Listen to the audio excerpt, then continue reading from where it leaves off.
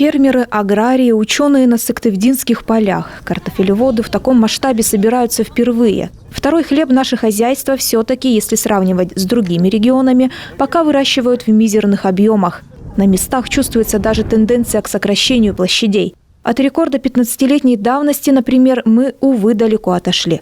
Показательно это на пионере этого вида, совхозе Палевицкий. Раньше предприятие засеивало 200 гектаров под картофель. Сейчас, обратите внимание, в 10 раз меньше. Урожай в этом году неплохой. Виды на урожай вот на табличках, наверное, видели, да, там урожайность очень хорошая. Но это этого года, да. И потом это опытные делянки. Когда переходим на промышленное производство, конечно, урожайность немножко снижается. На опытные участки весной этого года хозяйство посадило 13 новых сортов картошки. 6 из них немецкие – Радледи, Родриго, Королева Анна. Как бы не было грустно за отечественный продукт, именно импортные красавцы показали себя на российской почве с лучшей стороны. Достаточно умеренная теплая погода, это достаточное количество осадков, что для картофеля является оптимальными погодными условиями. Именно в таких погодных условиях картофель формирует максимальный урожай. И если даже просто сравнить, что картофель был посажен 4 июня, и на сегодняшнюю дату он уже имеет урожайность выше 40 тонн с гектара, это выдающееся достижение. Выведением новых сортов, адаптированных как раз для наших северных условий, успешно занимаются и наши ученые-биологи. На один такой уходит до 14 лет. Кроме этого, биологи испытывают новые экологические виды, привозят картофель для изучения из разных регионов. Показатели урожайности, устойчивость к болезням и вредителям, сроки хранения – вот на что в первую очередь обращают внимание ученые. Уже один известный, уже довольно-таки уже распространен у нас по республике наш сорт селекция – это зырянец. Готовимся еще один сорт пока вычегодский. И у нас еще есть несколько пока гибридов, которые еще на стадии испытания. Но думаю, уже в этом году мы попробуем его уже районировать.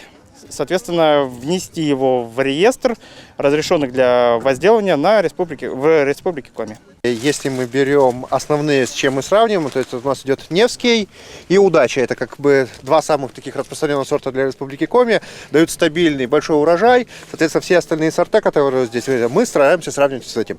Если они у нас по итогу показывают лучше, а вот как можете видеть, то есть вот, например, сорт Кумач, он в принципе и менее больной, и более так гладко, красивый, по урожайности больше. Также вот Крепыш, например, то они уже у нас 2 года стабильно себя показывают лучше, чем вот эти наши 2 стандарта.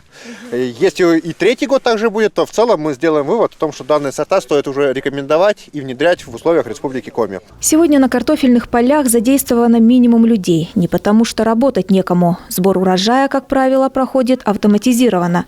Работают машины. Новая техника в большинстве своем предназначена для хороших почв. К сожалению, наши поля похвастаться этим не могут. В земле слишком много влаги. Повсеместно и ежегодно требуются серьезные мелиоративные работы.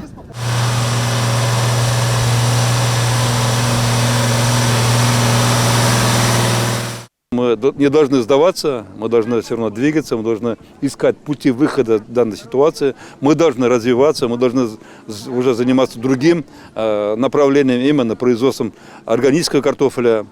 Это новое направление для страны.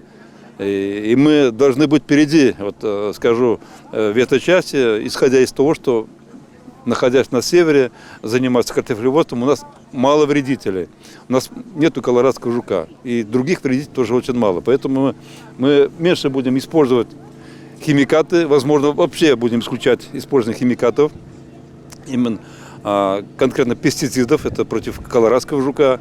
И будем уже думать, как нам заняться именно органическим картофелеводством. Будущее картофеля в нашей республике не только в руках аграриев. Без поддержки государства никак. Кроме закупки новой техники, подготовки больших объемов земель под посадку, хозяйства нуждаются и в хороших современных хранилищах. Сегодня таких всего 2 – в Палевицах и в совхозе Пригородной. Только так наш картофель сможет и нас накормить, и на межрегиональный рынок выйти. Наталья Муравьева, Павел Люлянмин, телеканал Юрган, Сыктывдинский район.